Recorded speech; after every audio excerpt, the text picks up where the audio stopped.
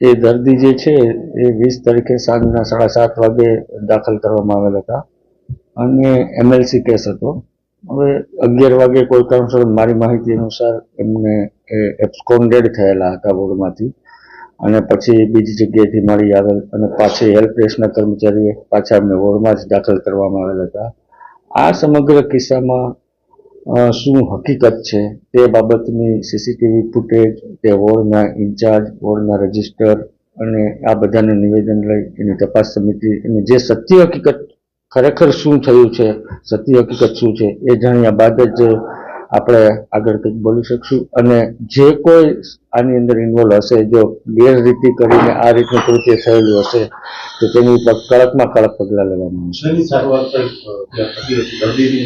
મારામારીનો case હતો અને MLC હતું અને મોટાભાગના ઈજાઓ અને શરીર ઉપરથી ઓપન વુન્ડ ના હતું એવું કહેવામાં આવે છે કે દર્દી ચાલી શકે તેવી પરિસ્થિતિમાં.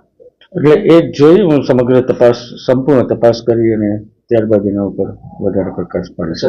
કેટલા દિવસની અંદર આખો રિપોર્ટ આવી જાય?